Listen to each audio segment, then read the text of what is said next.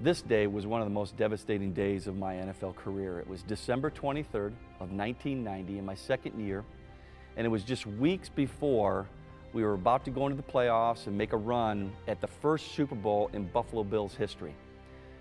And I remember we're playing the Miami Dolphins. It's in Rich Stadium, home of the Buffalo Bills at that time, and I'm blocking Tim McKyer, a defensive back for the Dallas Cowboys, and Thurman Thomas is running a sweep play, a run play. And he runs right inside of me, and John Offedall, the linebacker of the Miami Dolphins, dives at Thurman, misses him, and dives right into my left leg. Well, instantly I went right to the ground. I felt this huge pain and numbing sensation in the bottom part of my leg. I thought it was my knee. I thought I blew my knee out.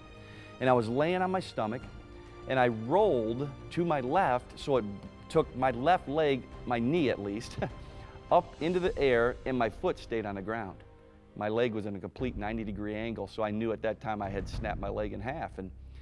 And I remember laying on the field thinking, wow, the first thoughts were, I'm done. Your career's over, and will I ever be able to play again? And I was just in excruciating pain, not yelling or screaming. I was just kind of holding it in. And I remember Frank Reich, who was in the game at that time, he was quarterback, and Jim had a bad knee and he was out. He came over and he said, Beebe, just give it to the Lord, man, just give it to the Lord. And Frank just laid his hands on me and started praying. And it was funny how the Holy Spirit just kind of interceded right there, just took over and took away all the pain. Literally, I was able to get up on the stretcher. I mean, they picked me up on the stretcher and they put me on the cart to cart me off the field. And after minutes of obviously going through that whole ordeal, I felt a really calming sensation, knowing full well that I was going to come back. I didn't have self-pity. I didn't feel sorry for myself as I was driving off. I wasn't crying. The whole crowd, 80-some thousand people, were chanting, Beebe, Beebe. And I get chills thinking about it still today, and it's 20-some years later.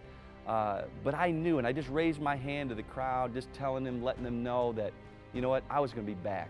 And I remember watching ESPN that night, and people were doubting and saying, would this guy, will he ever be back, to play? His career might be over. And you read in the paper the next day, the Buffalo News, and you hear all these media outlets.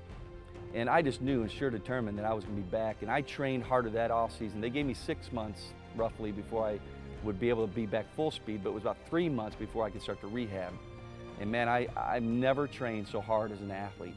And I remember when I came back, the first game back was against the Miami Dolphins. And I had a great game. I had like 70, 80 yards and 6 catches. And then the next game was one of the best games of my career. It was against the Pittsburgh Steelers, and I scored 4 touchdowns, had 10 catches and 4 touchdowns at home at Rich Stadium against the Steelers, and it was one of the highlights of my career. And I just knew that because I honored God with the injury and knew that I was going to be back, that God blessed me with one of the great games, knowing full well, Beebs, you're still okay. And I remember watching ESPN that night, and Chris Berman was doing the deal, and he gets up there and he shows all 4 touchdowns, and he goes, for all you people that thought Beebe's career was done, not. It's here, he's alive. So it was kind of neat to see that and to go through that whole ordeal. And my advice to people is, we're always going to go through tough times. Everybody's going to have a tough day and a tough situation to deal with. Who you depend on is going to determine what the outcome is going to be. My advice is to turn to the Lord. Let Him take care of all the things that you come across. And I promise you, in the end, you'll be blessed for it.